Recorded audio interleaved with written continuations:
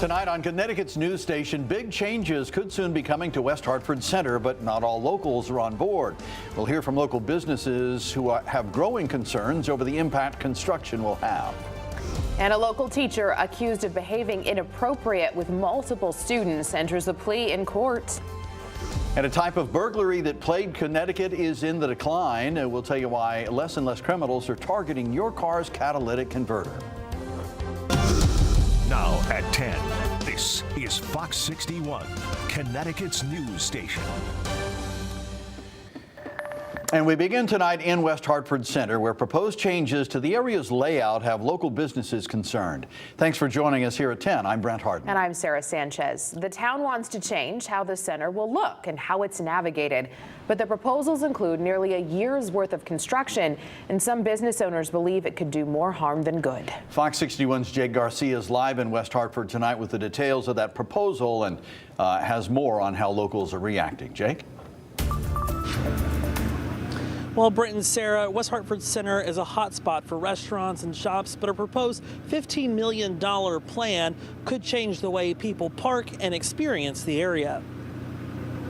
It's a destination. I think a lot of people come here to walk around, have dinner, have lunch, and walk around, listen to this wonderful music. The town of West Hartford is proposing significant changes to West Hartford Center, from the way people park to how they walk the center. It's drawn resistance from business owners in the center, like Barbara Karski, who owns BK & Company. I love the idea of improving on the center. However, I don't think it's been well thought out enough in terms of the disruption to the businesses here. The plan includes expanding and making the sidewalks more accessible and changing parking spaces on LaSalle and Farmington Avenue from the current slanted parking to parallel parking, which also means about 50 fewer spots to park along those streets. When customers or clients feel like they can't come and pull right up to your store, they're going to find somewhere else to shop. And then are they going to come back? Maybe, maybe not. Plans also consist of permanent outside dining areas, benches, and a sidewalk-level bike lanes with newer trees that are native to the area. People who frequent the center say they can see both pros and cons. I mean, no one likes construction and disruption and whatnot, and so I can see that being a problem, but I can also see the benefits of this outside dining. And it's the extended disruption during an estimated year-long construction project that has many business owners wary. We're very concerned that the communication hasn't been open and transparent as to how much disruption there will be. When would we need to close? How will our storefronts be affected? Several businesses are banding together to send a letter to the town council in hopes of having their voices heard. The town needs to listen to the people in the center who are business owners, tenants, landlords, and just hear what we have to say and come to a happy conclusion, so that the infrastructure is repaired, but that businesses can stay vibrant. And while a small portion of the funds for this project is coming from COVID relief money, many still want to know how the town is going to pay for the rest of the project. If the town council approves, construction could begin next year. Live in the West Hartford Center, Jake Garcia, Fox 61, Connecticut's news station. All right, Jake, thank you. Yeah, any reduced parking would kind of concern me a little bit down there, but absolutely. They do seem to have some good ideas as part of that. Mm-hmm. Some of that sounds good. All right, time now for a first check on the forecast, and wonder of wonders, looks like we're in for another weekend without rain. Yeah, that means we get to do yard work. Hooray! Here's Chief Meteorologist Rachel Frank with what to expect. Hi, Rachel. I know there have been a few people saying, oh, I was kind of hoping for one day to be lazy inside. We ended up seeing just a touch of sun today in parts of the state, but it was right around sunset. This is from Christopher Graham earlier in Portland. Temperatures right now are in the upper 30s for Hartford, but closer to freezing for Windham. Big range out there. It's near 50 degrees for the New Haven area.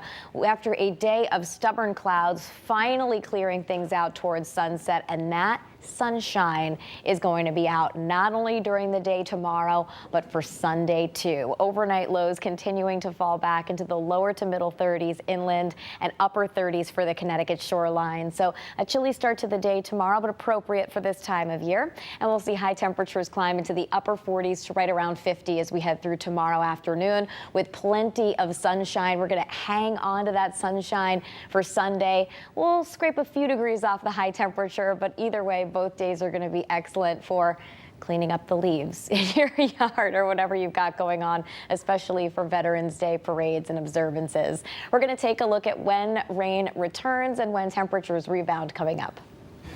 All right, Rachel, thank you. Still developing tonight, a former elementary school teacher has pleaded guilty to criminal charges surrounding inappropriate conduct with several students. James Eschert was charged with risk of injury to a child. Multiple students reported inappropriate exchanges with Eschert as far back as 2016 and 2017. Eschert had previously been facing numerous charges of risk of injury and sexual assault, to which he had pleaded not guilty. Those charges were changed to only one count of risk of injury, to which he pleaded guilty this week. Eschert is out on $150,000 bond while he awaits sentencing, which could come as early as January. An attempted getaway caught on camera at a shopping plaza in Southington. Police are now releasing the video showing the arrest of two Waterbury men who they say were in a stolen rental car. That car was found with guns and hundreds of bags of drugs inside. Fox 61's Julie LeBlanc breaks down what happened. This shopping plaza is a busy place filled with local businesses, many of which were open and operating last night when the suspects tried to get away from police, eventually ramming into the bricks on this building. A close call caught on camera. It was like, almost something I see on TV. This is the moment Southington police cornered two suspects in a stolen rental car in a plaza off the Meriden-Waterbury Turnpike. You can imagine the intensity of the situation. Police say around 7:45 Thursday night, license plate readers tracked the car coming into town. The driver, 28-year-old Damon Davis of Waterbury, tried to get away. Eventually, he was arrested on the sidewalk right in front of Town Line Pizza. After a few hours I got home, that's when you sit back and you just kind of say, wow, what did I see tonight? Brian Lucy was working here at the time, witnessing not one arrest, but two. The passenger in the vehicle got into the driver's seat and, again, attempted to evade the police by ramming his vehicle back and forth. Officers pinned 27-year-old Tamonte Morgan against the building. He broke loose, hitting other cars and police cruisers in the lot, but he didn't get too far before police arrested him too. In the car, they found a stolen gun modified to be fully automatic. We took two criminals off the road. We got two weapons, one very dangerous weapon off the road, and we got a lot of drugs off the road. So I think at the end of the day, it's a win. Police also found 610 bags of fentanyl, 6.6 grams of powdered fentanyl, 7.7 grams of powdered cocaine, 1.5 ounces of crack cocaine, and other drug paraphernalia. Still, police say this was a random incident, and the businesses are hoping it won't impact them. This is a safe place. Keep coming. We got a lot of businesses here that need to keep staying active. We're busy for a reason, so don't be afraid. Now, luckily, nobody was injured here. As for the suspects, well, they're both being held on $1 million bond, but apparently, police tell us it wasn't their only run-in with authorities that day. Earlier in the day, Middletown police say they engaged in a short pursuit with that car, that stolen car. However, they called it off and didn't engage in a full pursuit. We are in Southington. Julia LeBlanc, Fox 61, Connecticut's news station. All right, Julia, thank you. Well, new at 10 tonight, Putnam police are calling on the public for help in identifying a woman they believe responsible for a smash and grab spree last month. They released the photos you're looking at on your screen today. They say this woman is a suspect in multiple car burglaries that occurred on October 13th at the Riverview Farmers Market parking lot. If you recognize this woman, you are asked to give Putnam police a call. From smash and grabs to catalytic converter thefts now. Some good news here, though. The National Insurance Crime Bureau says catalytic converter thefts here in Connecticut are actually decreasing. Experts are reporting a similar trend across the country. In our state, insurance claims filed over the exhaust components climbed to nearly 1,200 last year. Between January and September of this year, that number was $348. Experts say the metals in catalytic converters are not worth as much as before. They also believe harsher state laws helped.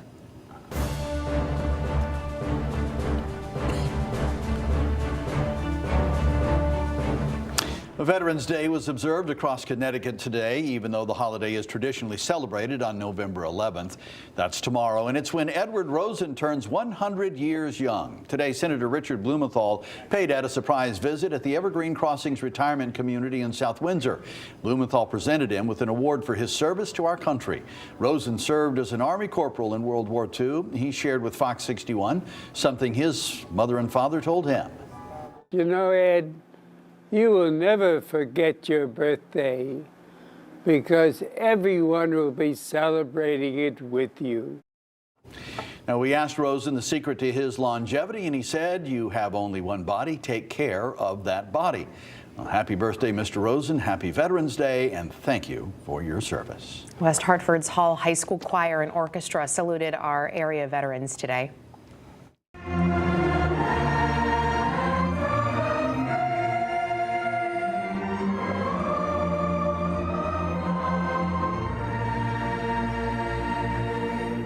Sounds amazing. Their concert featured 2 versions of the Star-Spangled Banner and other patriotic music, and the theme songs, fight songs, and anthems of the Marine, Air Force, Army, and Navy.